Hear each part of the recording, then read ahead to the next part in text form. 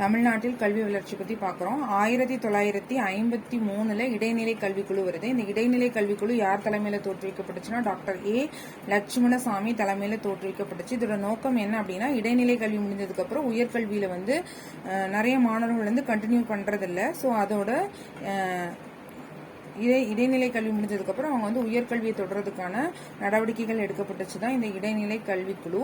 Doctor A Lakshmanasamy தலைமையில 1953 1964 doctor DS Kothari தலைமையில கோத்தாரி கல்விக்குழு, அப்படி இல்லை அப்படின்னா தேசிய கல்விக்குழு அப்படின்னு சொல்லுவோம். இது வந்து 10+2+3 அப்படிங்கிற இப்ப இருக்க ஃபார்மேட்டை வந்து கொண்டு வந்துச்சு. இந்த கோத்தாரி கல்விக்குழு தான் வந்துட்டு தொழிற்கல்வி, அறிவியல் மற்றும் தொழில்நுட்பம் அதை வந்து அறிமுகப்படுத்துது. இவங்க வந்து 1966 இவங்களோட அறிக்கையை வந்து சமர்ப்பிக்கிறாங்க. 1965 பார்த்தோம் அப்படின்னா மும்மொழி திட்டம் கொண்டு வரப்படுது. 1986 வந்து புதிய கல்விக் கொள்கை கொண்டு வராங்க. இந்த புதிய கல்விக் கொள்கையோட நோக்கம் என்னன்னா, மனித வளர்ச்சியை வந்துட்டு கவனிக்கிறாங்க. 6 முதல் 14 வயது வரையுள்ள குழந்தைகளுக்கு ஆரம்ப கல்வி கிடைக்கணும் அப்படிங்கிறது இதோட நோக்கமா இருக்கு. இயற்கை வளம் மற்றும் சுற்றுப்புற சூழல்ல வந்து விழிப்புணர்வு வந்து கொண்டு வராங்க. மக்களுக்கு விழிப்புணர்வு கிடைக்குது. இந்த புதிய கல்விக் கொள்கையினால இயற்கை வளம் மற்றும் சுற்றுப்புற சூழல் பத்தின விழிப்புணர்வு வந்து கிடைக்குது.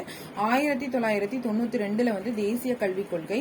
இந்த தேசிய கல்விக் கொள்கை கீழே தான் கரும்பலகை திட்டம் வந்து வருது. இந்த கரும்பலகை திட்டத்தின் மூலமா தான் தேசிய எழுத்தறிவு இயக்கம் அப்படிங்கறது ஸ்டார்ட் பண்றாங்க.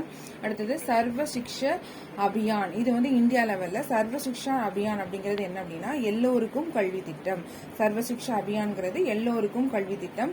தமிழ்நாட்டில் தொழிற்கல்வி எப்போ கொண்டு வந்தாங்கன்னா 1978 ஜூன். தமிழ்நாட்டில் தொழிற்கல்வி 1978 ஜூன்ல தான் கொண்டு வந்தாங்க. தேங்க்யூ.